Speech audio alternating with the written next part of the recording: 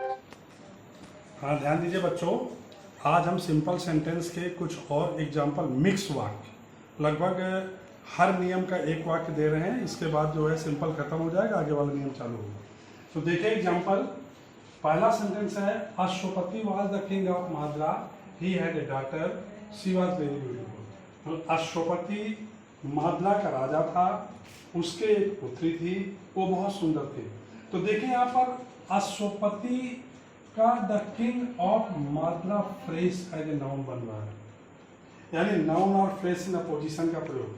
तो अश्वपति का phrase as a noun apposition के रूप में यूज होगा द किंग ऑफ माद्रा, और ये जो ब्यूटीफुल है ये डॉटर के पहले यूज करके एडजेक्टिव वाला नियम, यानी दो नियम इसमें लग रहे हैं। तो जब इसको हम बनाएंगे तो हो जाएगा अश्वपति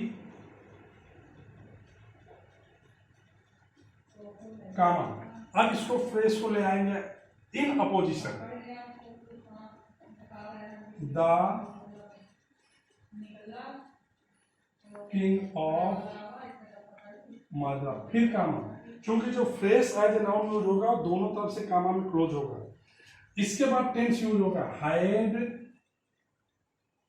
आ। अब डॉटर को ब्यूटीफुल क्वालिफाई कर रहा है, तो ब्यूटीफुल डॉटर के पहले हैड आ वेरी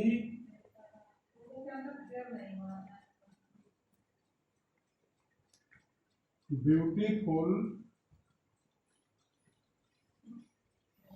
डॉटर, यानी वाक्य बने Ashwapati comma the king of Madra comma had a very beautiful daughter. एक नियम मैंने पढ़ाया था नाउन और फ्रेज इन अपोजिशन, उसी नियम के आधार पर ये वाक्य बन रहा है। ध्यान दीजिएगा। देखिए अगला, he made his best efforts, he could not get success in mission. देखिए उसने अपने भरसक प्रयास किए, जो भी प्रयास वो कर सकता था वो अपने लक्ष्य में सफल नहीं हो सका। अब देखिए विरोधाभास है, दोनों वाक्य एक दूसरे के एडवर्स हैं, और यह नियम मैंने बताया था प्रीपोजिशन के बाद नाउन या जीरन का प्रयोग करके इन स्पाइट ऑफ से। क्योंकि जब दोनों वाक्य एक दूसरे के एडवर्स होंगे तो इन स्पाइट ऑफ का प्रयोग करते हैं और उसके बाद जीरन आना चाहिए। तो जब इसको हम बनाएंगे तो इन स्पाइट ऑफ, अब अगर हम जीरन से बनाते हैं तो मेक को जीरन बना देंगे इन spite of making his best efforts. इस वाक्य में बाई चांस हमें नाउन भी मिल रहा है, ऐसे ले सकते हैं इन spite of his best efforts. ये हिज बेस्ट एफर्ट पूरा नाउन हो जाएगा, और अगर मेकिंग का प्रयोग करेंगे तो मेकिंग एज जीरन यूज होगा in spite of making his best efforts या in spite of his best efforts. आगे वाक्य कामा से जोड़ देंगे, he could not get success in his mission. तो बन गया in spite of making his best efforts he could not get success in his mission. और अगर नाउन के रूप में लेंगे तो in spite of his best efforts he could not get success in his mission. अब देखिए अगला वाक्य है, Ravi is very poor, he can not carry on his studies. Ravi बहुत गरीब है, वो अपनी पढ़ाई जारी नहीं रख सकता है। तो देखिए मैंने एक नियम पढ़ाया था इन्फिनिटिव के रूल्स में, एडवर्ब टू के साथ इन्फिनिटिव टू का प्रयोग। एडवर्ब टू के साथ इन्फिनिटिव टू, यहाँ वेरी लगा और कैन नॉट है, तो जब इसको हम इन्फिनिटिव से बनाएंगे तो बन जाएगा रवि इज वेरी की जगह ये टू आ गया, टू पुअर, और उधर सीधे वर्ब से जोड़ेंगे to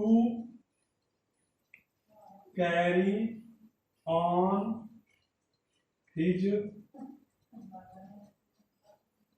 studies.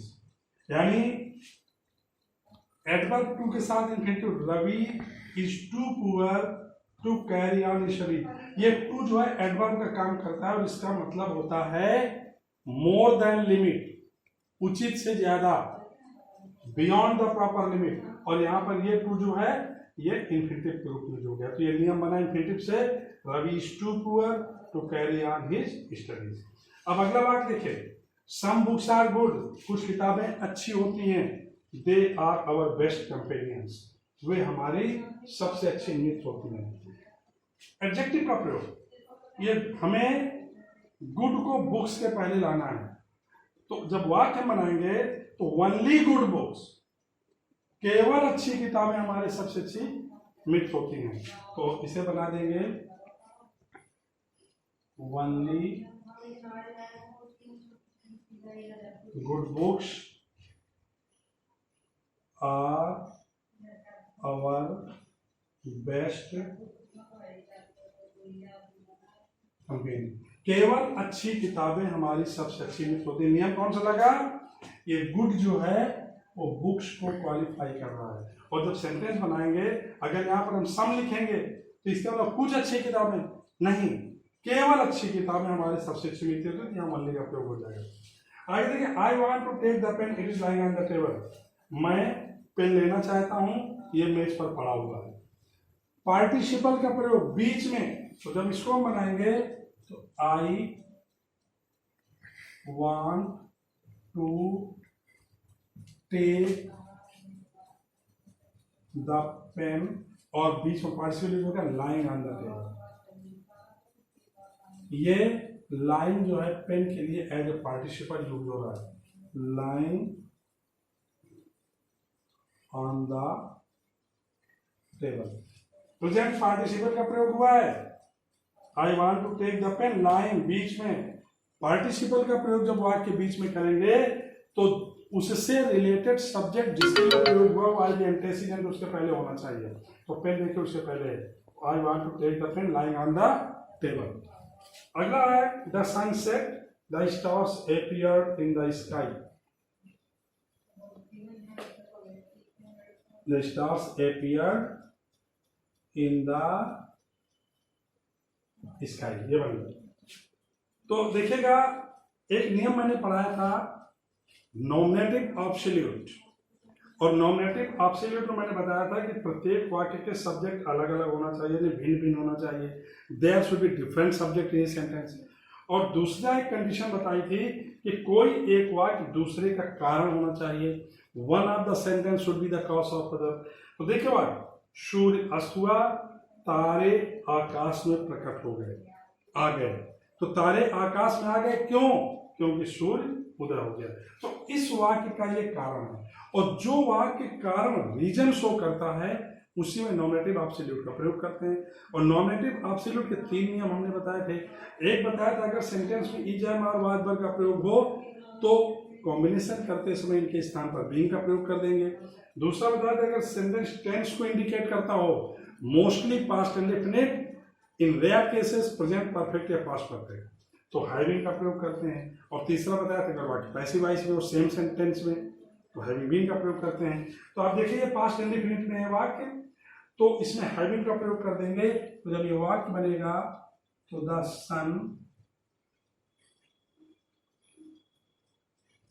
Having set, comma, the stars appeared in the sky। यानी सूर्य के अस्त होने पर तारे आकाश में प्रकट हो गए। आपके सिंपल वाक्य खत्म हो गए।